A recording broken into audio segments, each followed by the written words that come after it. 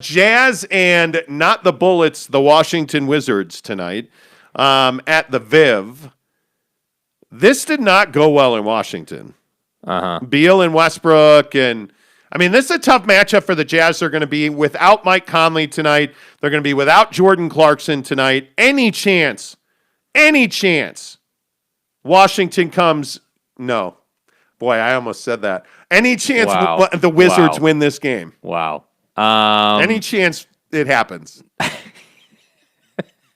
No, I don't think that the Wizards are going to win this game. Not at home for the Jazz. I think that this is a game that's begging the Jazz to go off from 3-point land. I feel like this is a game where, it's gonna be a run and gun kind of game, similar to the Kings game, which we'll get to in a minute. But I don't know. There's just something about this game that I'm like, hey, they're not going to go 18 of 50 like they did in the Kings game from three. They shot 53s in the Kings game and only made 18 of them, which is why they didn't take control of that game till 9 minutes left in the fourth quarter. This game, I feel like, is going to be different for whatever reason. I feel like this game, you're going to get good quality looks against a bad defensive team, and you're going to be able to knock down some shots. And so that's why I say, yeah, Washington's going to put up a fight just like every other team, but I do think that the Jazz will, this should be like a 15-point win. You cannot give up 131 points to Washington and expect to win, which is what happened the last time. To any team. Well, yeah, for the most part, that's a very good point. That's what happened the last time these two got together. 131-122 Washington. Donovan had 42, Jingles had 34, and they still lost. And the thing that scares you is that Westbrook and Beal scored 78 points combined. Crazy. And you're not going to win if that happens. But here's my question. Yeah. You don't have Mike Conley to deal with Russell Westbrook. That's going to be an issue. Number one. Number two, this is exactly the kind of team that gives the Jazz fits. We saw it with the Kings. We've seen it for weeks and weeks and weeks now. Yeah. And we've said it on the show for weeks and weeks and weeks now. It's guards that can attack the paint. It's unguardable forwards like Beal that Bogdanovich has no chance against. That Joe Ingles, who's a pretty decent defender, has no chance against a guy like Bradley Beal. Yeah. And the question is, how do the Jazz change their fortunes on what happened the last time around in Washington? And I don't know that there's a real simple answer than that, other than to just say, okay, well, let's play better. Yeah, I think, unfortunately, that's where it's at for the Jazz. I mean, they don't, again, I know we talk about this all the time, almost on a daily basis on this show, but again, because you didn't change your roster at all, because you didn't, bring in, that elite wing defender or, that elite scorer or anything like that, because you're still the same roster, the only option you have is simply to make more shots, is simply to play a better team defense. I mean, that's all you can do. And while that seems simple and it seems easy, it's not. It's difficult to do. And that's why I say, against the Kings, I would have loved to see them make 40%, from three. And taking 53s and making 18. 50. I mean, that is an insane number. I'm not saying that that's a bad thing for this particular team and the Jazz, but that's a lot of threes. And so my point just is tonight, you're right. The Westbrook-Beal combo is not going to be easy to deal with. I don't know who they're going to throw. It's going to be Royce O'Neal. I do know. It's going to be Royce O'Neal on Bradley Beal, and you're just going to have to figure it out. But my point is the Jazz are a significantly better team at home than they are on the road, and I would expect them to display that from 3-point land tonight. Well, the funny thing is you shot 36% from three against the Kings, and you still had to struggle to win that game. Yeah. Now, you pulled away and you won the game comfortably. Don't get me wrong.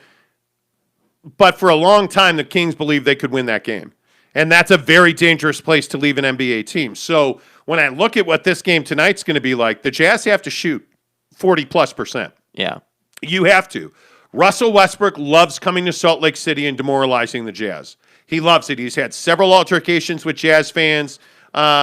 He's had a run-in with Ben Wilson in the locker room, where Ben Wilson claims he was racially assaulted by Russell Westbrook. Bro, what are you talking about, man? Yeah, that's Russell Westbrook talking to Ben Wilson.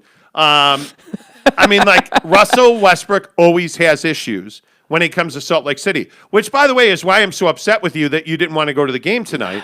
But it's fine. I mean, it's fine. I'll call somebody else. Okay. And I'll mail bond with somebody else, and it'll probably get me arrested or something. But Whoa, what are you talking about, man? I don't know. I'm tripping. The point is, this is going to be a game that you have to watch. I mean, when you think about Russell Westbrook's history with the Jazz, it's not good.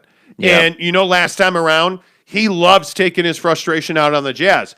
I don't see that they have a matchup for him. And if they do, I don't see that they have a matchup for Beal. Yeah, no, I think it's Royce O'Neal has to be on Beal, and I think it's up to Donovan Mitchell to stop Russell Westbrook. I don't know, what else are you going to do? I mean, that this is the Mike Conley issue. I mean, I would be shocked if Oni did not start tonight, as he has been when there's been injuries. He's been the fill-in guy, And without Clarkson, the flamethrower, as the broadcast likes to refer to him as, without that, you're losing probably 15 or 20 in this game. Yeah. So you got to figure out how exactly you're going to slow them down, because that's what this game's going to be about. And by the way, maybe I'm the only one that's lost on. Royce O'Neal has not played well in a month.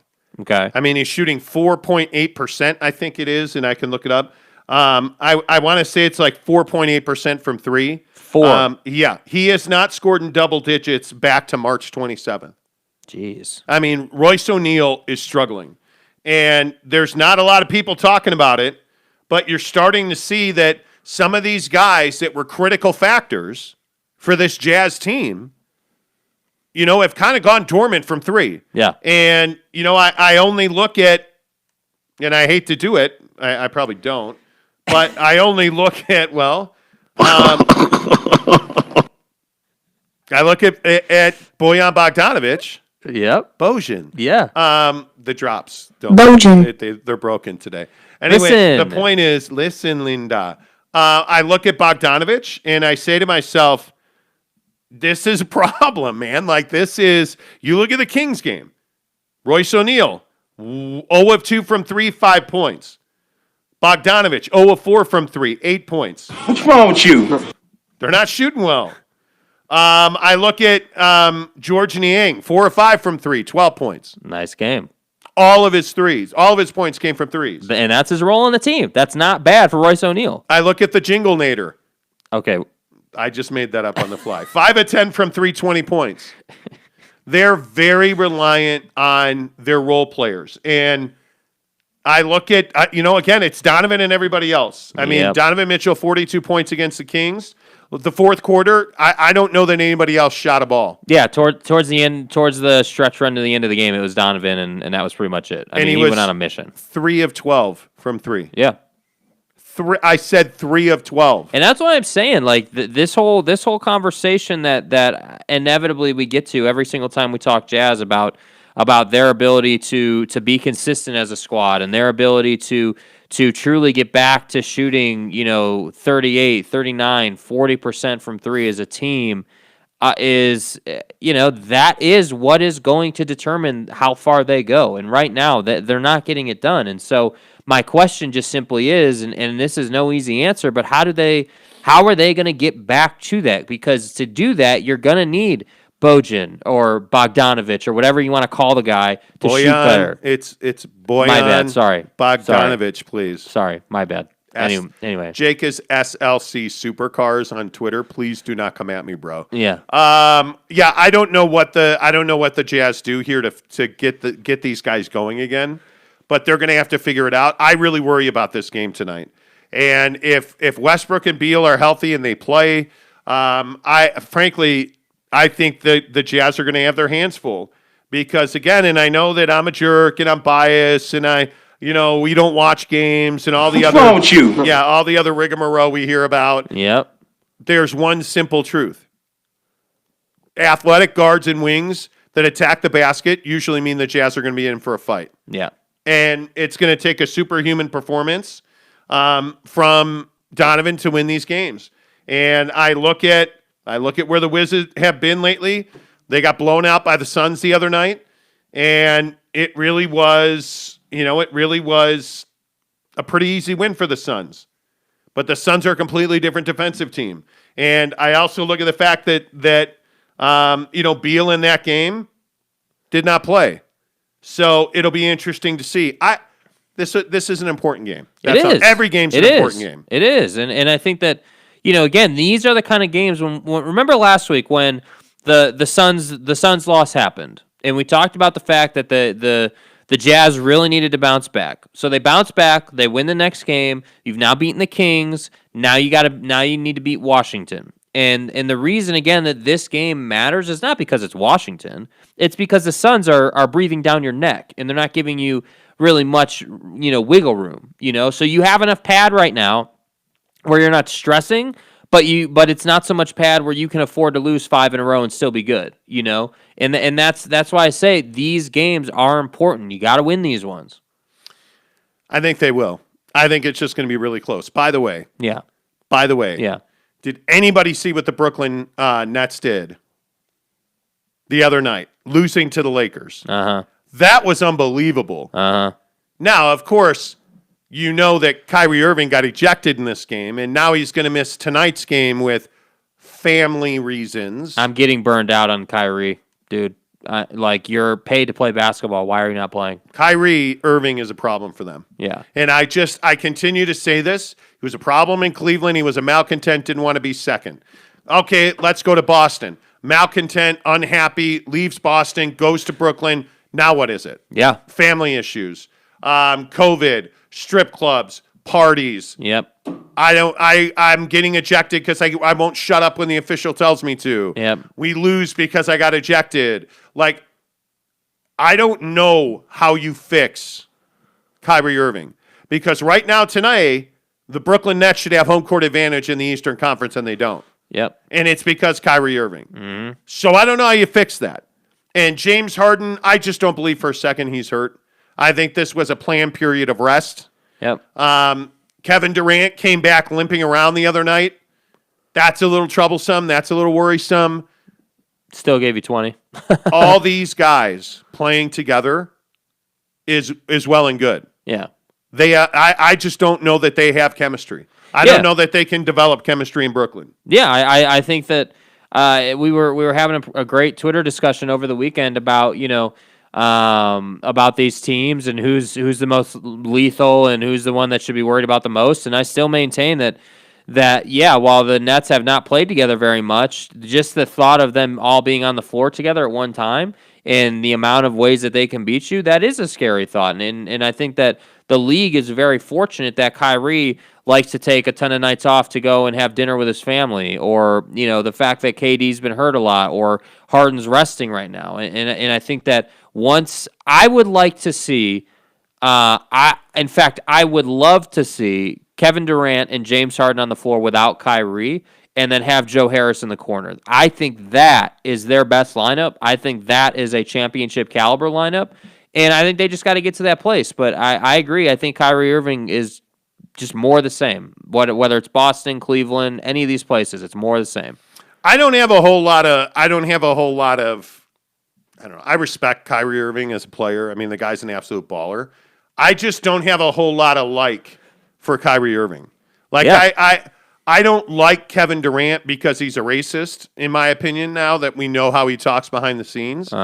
Which I know you're completely against, but hey, deal with it. It is what it is. Yes, you do. I don't know how I've ever gotten to this point right here, because this is even hard for me to say out loud. I like James Harden the most out of those three players. And it's going to go into crisis lockdown mode here at the house. Yeah, dude, what are you talking about, I actually dog? like James Harden. I respect James Harden more than I respect Kyrie and Kevin Durant. And I can't believe I'm saying that out loud, because I am not a James Harden fan. The James Harden that he left behind, the fat-ass flopper in Houston. Tell me he wasn't wearing something under that jersey. Come on. You really think he was wearing a fat suit? Yeah. No. Yeah, I do. How can you not a fat suit. I think he wore something around his abdomen to make him look a bit fatter. Why would he want that? Because he wanted to be traded. He wanted out of that crap hole known as Houston. Eric and Raleigh says the flat earth was tilted the wrong way and Kyrie had a bad night. Well, Could be. Sean says, morning, guys. I've got a question. Do you think the Nets are frauds after Lakers beat them by 20 without LeBron? I just feel I want to see them in a playoff before I say that. I don't know that they're frauds. I think they have real issues in that locker room. Bro, this whole idea, I love the people that are saying, oh, well, the Nets Nets lost by 20 to the Lakers, and they're not legit, and the Lakers are. Guy, Kevin Durant played 20 minutes in that game. James Harden didn't play. Kyrie got ejected at the beginning of the game. And by the way, it should be said that if Kevin Durant wasn't on a minutes restriction, they probably win the game. If he came back to play most of the second half, they probably win that game. So I just think that it's totally unrealistic to be like, oh, well, the Lakers are just a better team. They're not. The core players on both teams did not play. Is the Lakers bench better? Okay, sure. We could talk about that. Because I think that's a real thing. But the Lakers as a team, I don't believe are just outright better. Mitchell says, tell me that you guys never use that kind of language behind the scenes. Everybody does. Me and my brother do. Our friends did back in high school. Everybody's let the N-bomb slip. That doesn't make it right or okay, right? I mean, that doesn't mean that Kevin Durant, calling somebody a homophobic slur in anger. Yeah. Look, I don't pretend to be a Boy Scout. I curse like a sailor, frankly. We've talked about it on the show, but you're never going to hear me call somebody an N or, like a racial slur or a homophobic slur in anger in all seriousness. And I just don't do that. Yeah. I just think that's it's immature. You just don't do that. Yeah, it's immature. I'm not going to, Mitchell, with all due respect, I'm not going to accept that or say, oh, yeah, you're right. No. Yeah, you're right. We're calling people F-bombs behind the scenes. No, we're not. We're not. We're not. You don't dude. do that. Yeah, that's just not I understand the sentiment there and what you're trying to say. Oh, boys will be boys or whatever, but that's not accurate. And by the way, I would caution you in saying that what Kevin Durant did, that was not boys being boys. No, that was him losing his mind on Michael Rappaport and being an immature individual. He was pissed off. He was angry. Yeah, and so when emotions are flowing, people show you who they really are. Yes. And that's the troubling part. Exactly right. Sam says, and this is the part that, it's kind of funny that his comment comes up now. You're making too much out of the violence against Asian community / Matsuyama winning the Masters. There's no correlation. You're crazy. Yeah, you're crazy. If it's lost on you, the plight and the struggle of the Asian community in this country, where Asian women in New York City, people are running up to Asian women and beating them on the street, and nobody is doing anything to protect them, stop them, help them when it's going on. Are you kidding me? What about the shooting that happened? What was that? Yes. Last week or the week before? Yes. Around Atlanta. Yeah. Are you serious that you think there is no extra solace or satisfaction in the Asian community this morning that the largest, most prestigious golf tournament, not only in America, but in the world. Yeah. But the most prestigious golf tournament in the United States of America was won by Hideki Matsuyama, an Asian heritage golfer. You think that there's come on. Yeah. I think you're trying not to find it. Yeah. And I think that's the issue in our country and not to get too deep into this, but maybe this is Durant as well. I just think there's no empathy. How I just don't think that the average garden variety 20-something can put themselves in the shoes of a 70-year-old Asian woman. And I'm not telling you to understand how she feels, but think about it.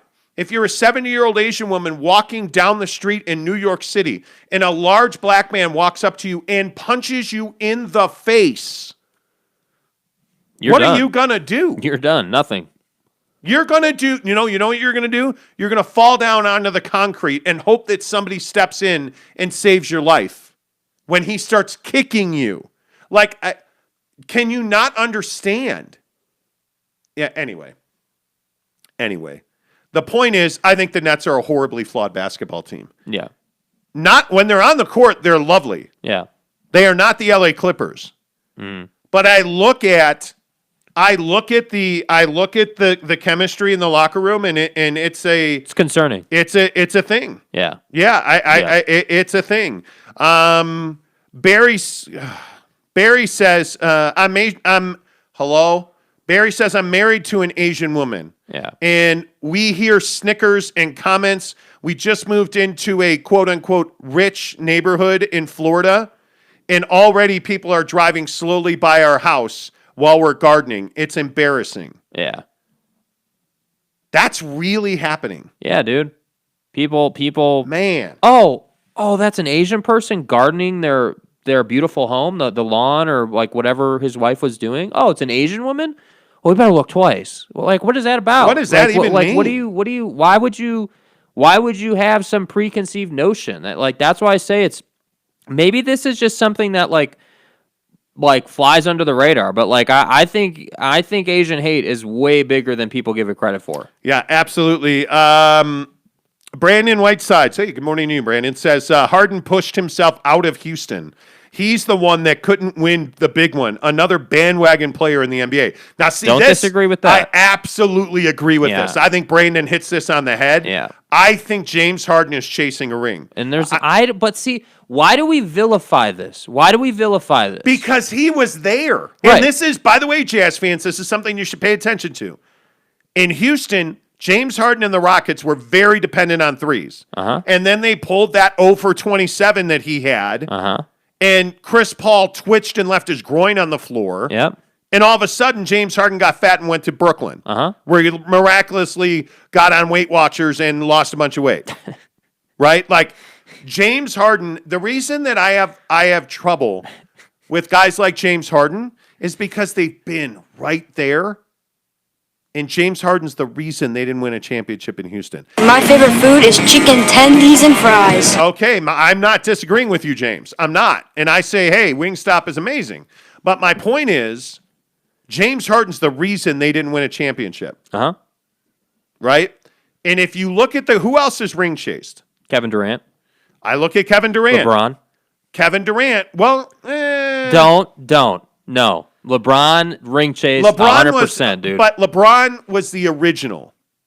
But super team so? guy. So?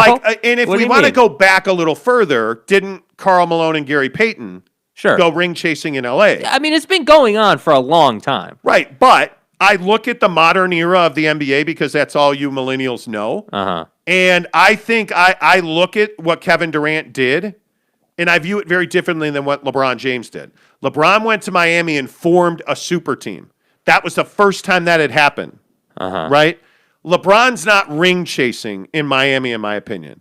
LeBron built something and won multiple rings there. Then he went back to Cleveland and won another ring. That kind of invalidates the idea that he had to go to Miami to win a ring.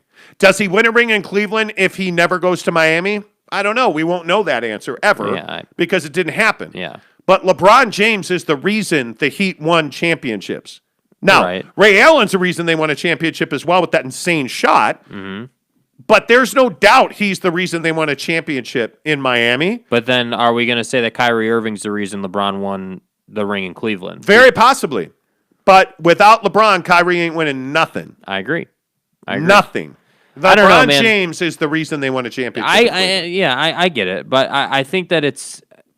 my whole point here is everybody wants to crucify Kevin Durant for going to Golden State, and nobody wants to say that LeBron did the same thing. And you can say, oh, well, he went to Miami and he built that. But he was the original guy. But why does that keep him from, like there aren't one team guys anymore. That's not, I don't care about one team guys. No, what I'm saying is he started the super team trend. Yeah.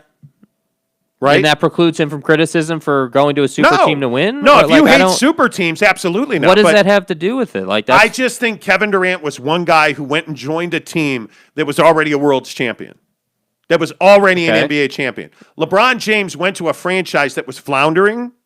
Now, granted, they had won championships with Shaq and Wade, right?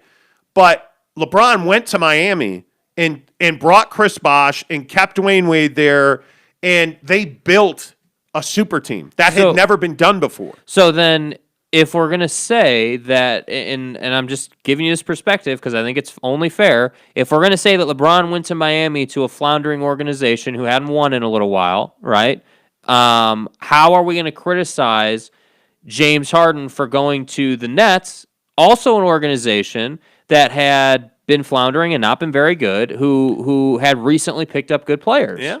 I think it's very much the same situation. I just think we don't like the optics of how Harden left Houston. I don't have a problem with Harden leaving Houston, by the way. For the record, James Harden, that was never going to work out. Houston was in a situation with what happened in China and that was ugly. that whole mess. They were falling apart already. Yeah. And Chris Paul was gone, and Westbrook came in, and it was time to go.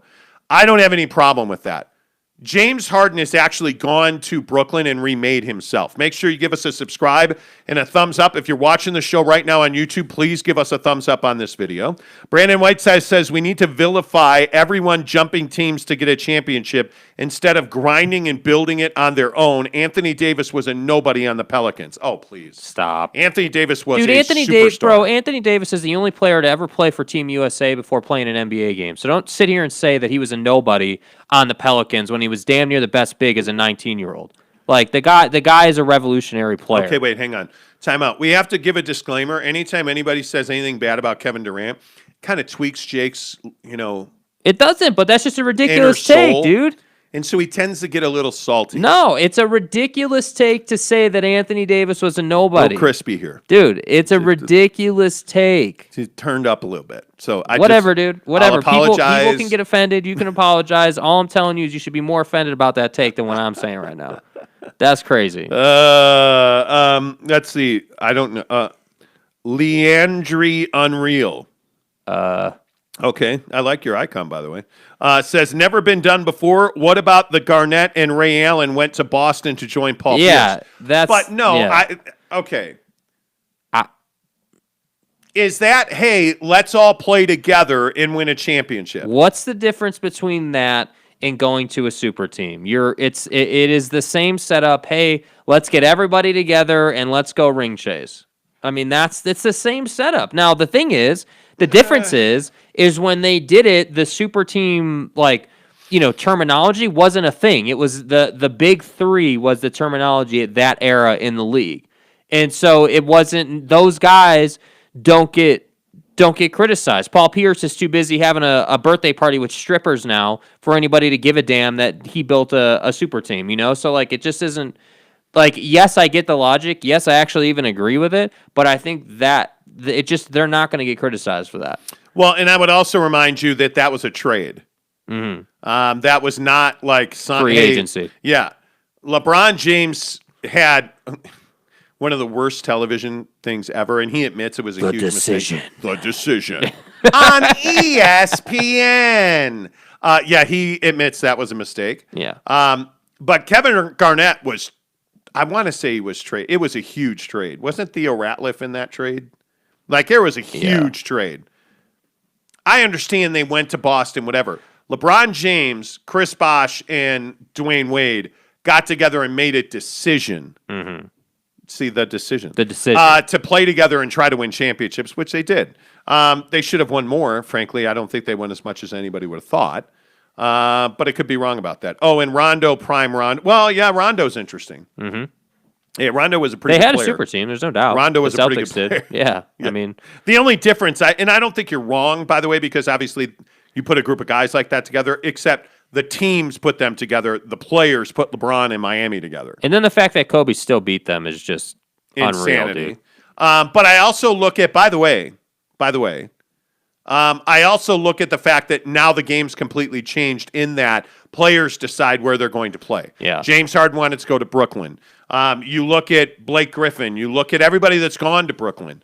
If you look at Anthony Davis wanted to go to the Lakers. Mm-hmm. You think about these things and how things go. The players decide where the players are going to play. Devin Booker when he's going to be a Laker in a couple of years. Yeah, I mean, your boy, yeah. Kevin Durant, wanted to go to Brooklyn with Kyrie, and they supposedly made that decision a year before it happened. Yeah. So those decisions are already, that this is a players' league now. Mm-hmm. Who's the best team in the NBA? I mean, the Jazz are the first 40-win team. I think you still have to say the Jazz. Yeah. I think do. You do. Yeah. I really want to say Brooklyn. I just am not in a place where I can say Brooklyn. It's not yet. They I have don't to think so. they have to get guys out there consistently. Yeah. For that to be true. Mr. E says, win or lose, Bogey has been a liability. He has been a minus every game, but the Jazz fans love him if we beat Orlando on a Tuesday. Bojan. Well, look. That's about the realest Jazz take I've heard on this show in I a agree. minute, dude. Somebody else said, I was trying to avoid ripping Bogey today because, well, that's all they do.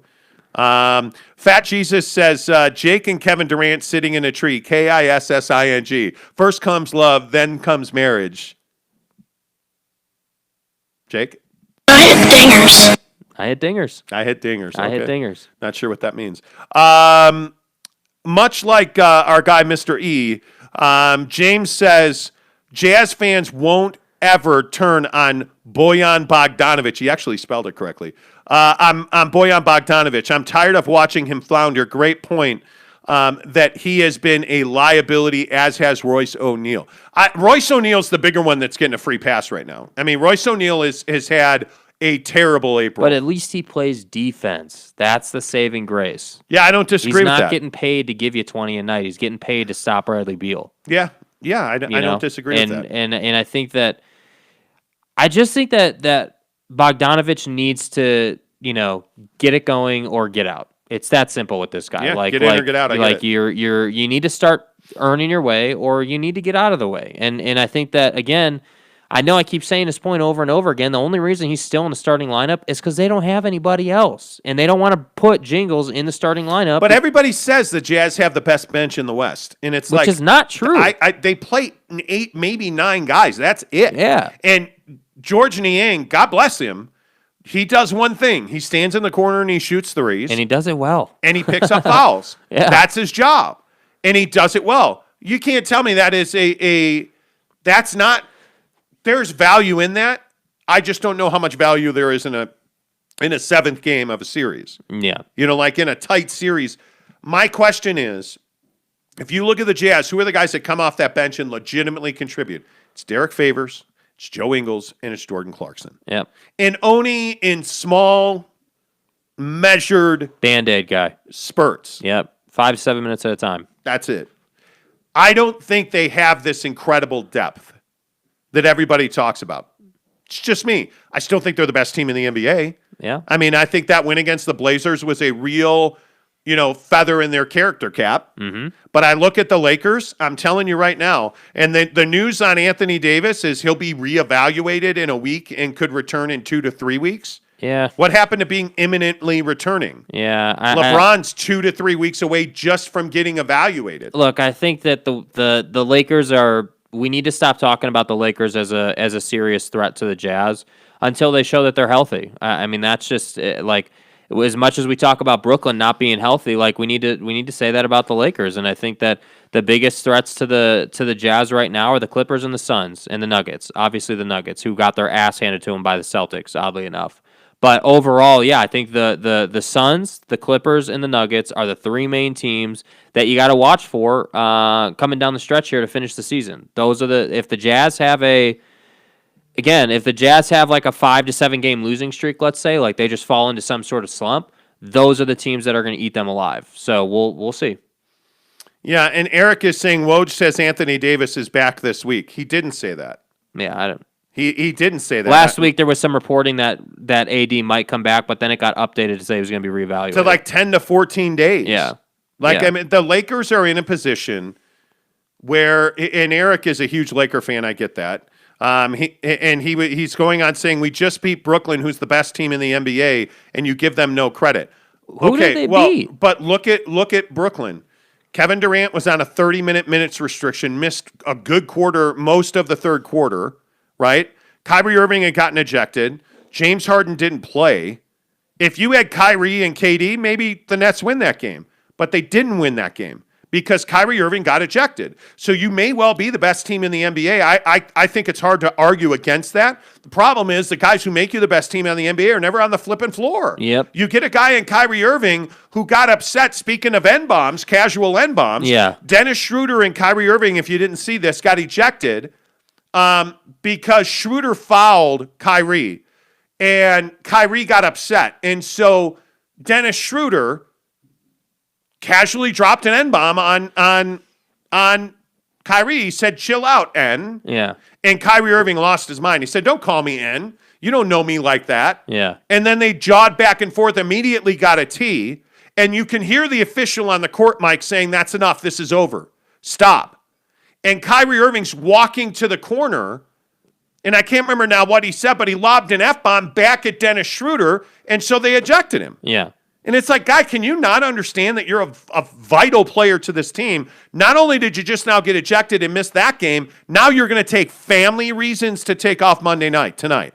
Which is crazy to me. So you can't tell me the Nets are the best team in the NBA when they're not playing. Yeah. And that's why I say, like, this Laker fans being like, oh, we beat the Nets. Like, that's all so well and good. That's so surface level. I mean, it's you're playing the Nets bench. I mean, it's nothing to write home about, honestly. Yeah, and look, the Lakers, I don't think there's any question that the Lakers without even Kyle Kuzma, but you're without Kuzma, you're without, I mean, this week you missed, Caruso missed time, LeBron's been out, AD's been out, but there is no doubt that Kentavious Caldwell-Pope is playing an elite level of basketball right now. Uh-huh. When Caruso's healthy and playing, he's had this back thing, but when he's healthy and playing, he is giving them incredible minutes.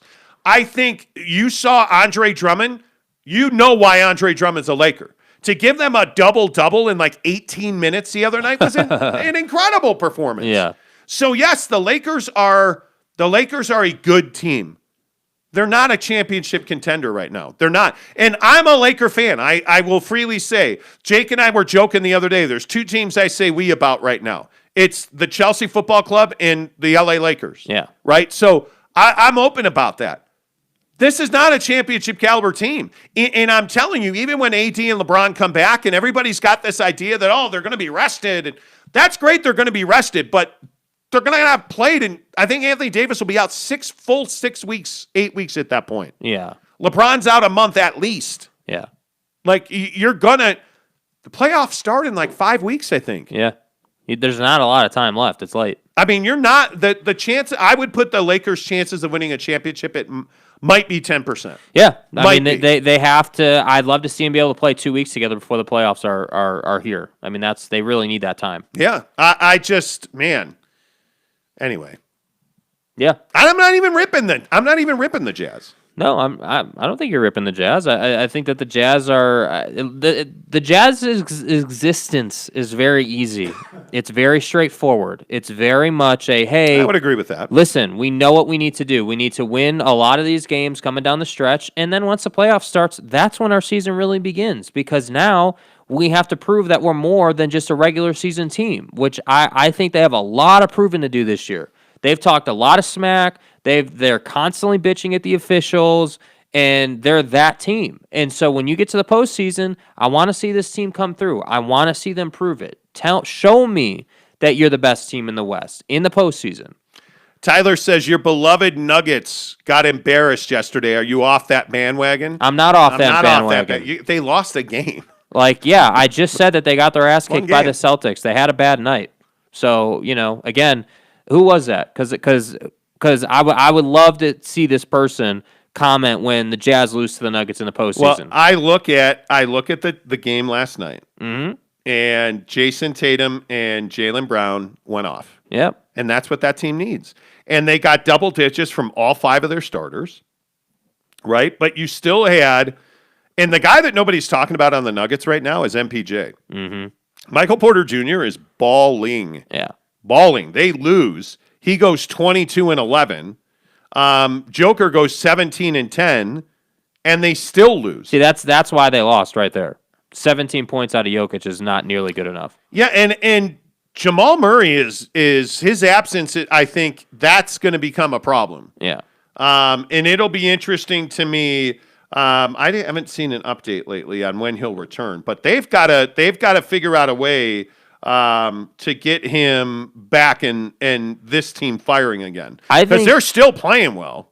I think that Jazz fans desperately want the Nuggets to not be good, and you need to get past that. The Nuggets are a good team, and they are.